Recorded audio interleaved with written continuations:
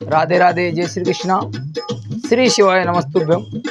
बहुत ही प्यारा शिव पुराण के माध्यम से बहुत ही प्यारा आज का वीडियो है होने वाला है।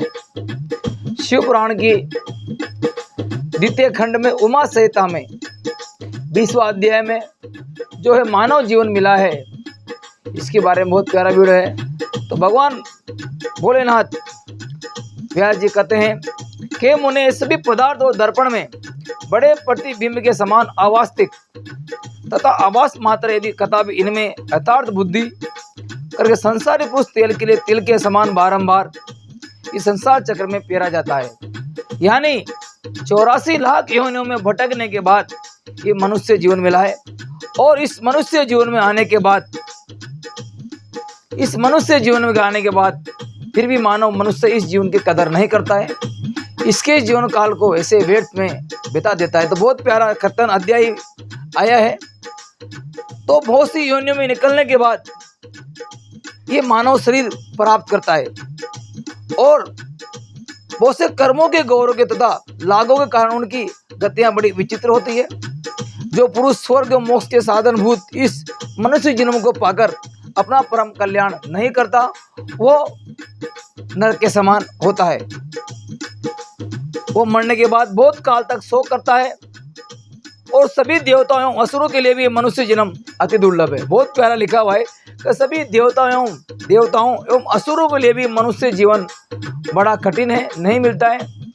क्योंकि 84 लाख योनियों में आने के बाद ये जो घूम फिर के जो मनुष्य जीवन मिलता है, इसी में आने के बाद हम भगवान का भजन चिंतन कीर्तन कर सकते हैं, दूसरी योनि में नहीं करते। इसलिए इस योनि में आने के लिए देवता असुर भी आने के लिए तड़पते हैं।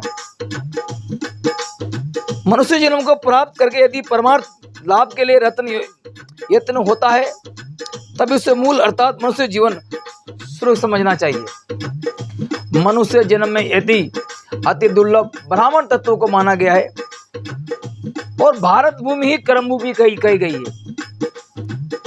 यहीं पर कर्म करके यहीं पर स्वर्ग और मोक्ष प्राप्त किया जाता है, क्योंकि आप इस भारत भूमि पर अपना अच्छे कर्म करके और आप यहाँ पर ही स्वर्ग और मोक्ष को प्रदान कर सकते हैं, क्योंकि आपके कर्म ही प्रधान है और कर्म ही आपकी भक्ति है।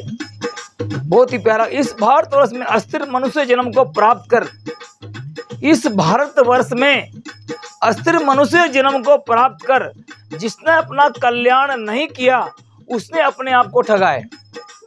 अगर आपको ये मनुष्य जीवन मिला है और इस मनुष्य जीवन में होते हुए भी आपने अच्छे कर्म नहीं किए, भगवान का चिंतन नहीं किया, भजन नहीं किया, क्योंकि आपने अपने साथ धोखा किया है, अपने आप को ठगा है।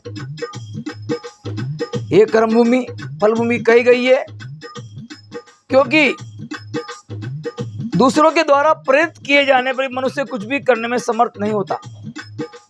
इस अस्थिर शरीर से जो स्थिर मोक्ष को सिद्ध नहीं करता, उसका स्थिर मोक्ष भी नष्ट हो जाता है और ये अध्रुव शरीर तो नष्ट होने वाला ही है। अब देखो, बड़े ध्यान से सुनना महाराज। मनुष्य की आयु के एक एक क्षण और रात दिन के रूप में उसके आगे नष्ट होते जाते हैं, फिर भी उसे बोध क्यों नहीं होता? जब ये ज्ञात नहीं है कि जिसकी मृत्यु कब होगी, तब सहसा मृत्यु होने पर कौन धैर्य धारण कर सकता है। आपने मनुष्य जीवन लिया है तो मृत्यु आपके निश्चित है, कब होगी ये पता नहीं है। आपके जीवन का एक एक पल एक एक क्षण आपके सामने ही प्रतीत होता है, व्यतीत होता है, लेकिन हम उसका इस जीवन का स्मरण नहीं करते, भगवान का भजन कीर्तन नहीं करते और इस मनुष्य जीवन में आने के बाद भी भगवान का भजन कीर्तन नहीं किया, भगवान का नाम जाप नहीं किया और हम मृत्यु के प्राप्त हो गए, तो मनुष्य जीवन आपका पूरा व्यर्थ हो गया। ये शिव पुराण कर रही है, भगवान मैं नहीं कर रहा हूँ महाराज। जब ये निश्चित है कि सब कुछ छोड़कर अकेले ही जाना है, जब ये निश्चित है कि सब कुछ छोड़कर अकेले ही जाना है, तब मनुष्य जाने के समय मार्ग के खर्च के लिए इस धन का दान क्यों नहीं करता?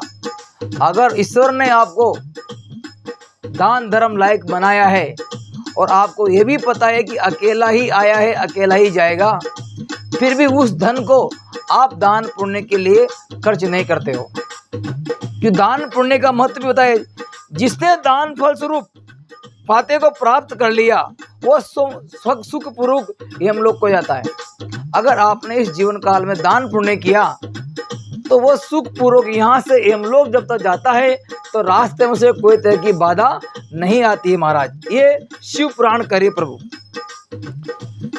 ये व्यास जी महाराज सभी प्रकार से जिनके पुण्य परिपूर्ण हैं उनको स्वर्ग मार्ग में जाते समय पग पग पर लाभ मिलता है।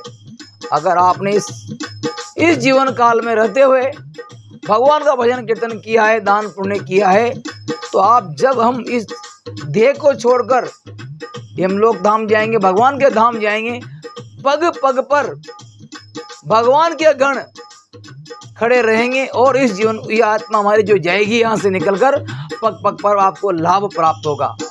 अगर आपने इस जीवन को व्यर्थ ही बिता दिया तो यहाँ से वहां तक जाने पर भी रास्ते में पग पग पर कांटे ही मिलेंगे, कांटे ही मिलेंगे। महाराज ये शिव पुराण का उमा संहिता में 20वां अध्याय कर रहा है, जो मनुष्य जन्म मिला है इसको व्यर्थ ना जाने दे। ऐसा जानकर मनुष्य को पुण्य करते रहना चाहिए और पाप को सर्वथा छोड़ देना चाहिए। पुण्य से वह देवत्व प्राप्त कर सकता है और पुण्य रहित होने पर नरक को जाता है। महाराज मनुष्य जानता है कि मुझे मैं आया हूं तो जाऊंगा जरूर, लेकिन पाप को छोड़कर दान पुण्य में लगाएं और इससे आत्मा को भी, देवताओं भी अपन प्राप्त, भगवान को भी प्राप्त कर सकते हैं। जो लोग थोड़ा भी देवे शिव की शरण में चले जाते हैं और घोर यम को और नरक को नहीं देखते हैं, अगर आप इस जीवन काल में भूले भटके भी भगवान की भोलेनाथ के शरण में चले जाते हैं तो आपके ऊपर यमलोक और नरक लोक आपको नहीं प्राप्त होगा। किंतु महान यमों उत्पन्न करने वाले पापों के कारण शिव जी की आज्ञा से मनुष्य कुछ दिन के लिए वहां निवास करते हैं और उसके बाद शिव लोक में चले जाते हैं। आपकी देहात्मा कुछ समय के लिए यमलोक में निवास करेगी, फिर वो भगवान भोलेनाथ के धाम में चली जाएगी। मगर आपको उसके लिए भगवान का चिंतन मनन नाम जप करना होगा। जो लोग सर्वभाव से महेश्वर शिव के शरणागत हैं वे जल से कमल पत्र की भांति पाप से लिप्त नहीं होते हैं। तो हे मुनि सत्तम, जिन्होंने शिव शिव तथा हर हर इस नाम का उच्चारण किया है उन्हें नरक और यमराज से भय नहीं होता। जिसने इस जीवन काल में शिव शिव हर हर नाम का उच्चारण किया है उसको कभी भी यमलोक का और नरक का भय यानी डर प्राप्त नहीं होता। शिव शिव ये दो अक्षर परलोक के लिए पाते हैं। अनामय मोक्ष साधन एक पुण्य समूह का एकमात्र स्थान है। संसार रूपी महारोगों को नाश करने वाला एकमात्र शिव नामी ही है। मुझे संसार रूपी रोग का नाश करने वाला अन्य कोई उपाय नहीं दिखाई देता। प्राचीन काल में पुलकस हजारों ब्रह्म हत्याएं करके, प्राचीन काल में एक राजा था जिसका नाम था पुलकस, हजारों ब्रह्म हत्याएं करके भी युगल शिव नाम को सुनकर मुक्त हो गया। इसलिए बुद्धिमान को चाहिए कि सदा ईश्वर के प्रति अपनी भक्ति बढ़ाए और शिव भक्ति से प्राणी भोग तक मोक्ष प्राप्त कर लेता है। तो भक्तों, मेरा आप सभी से एक ही निवेदन है कि जीवन काल जो मिला है,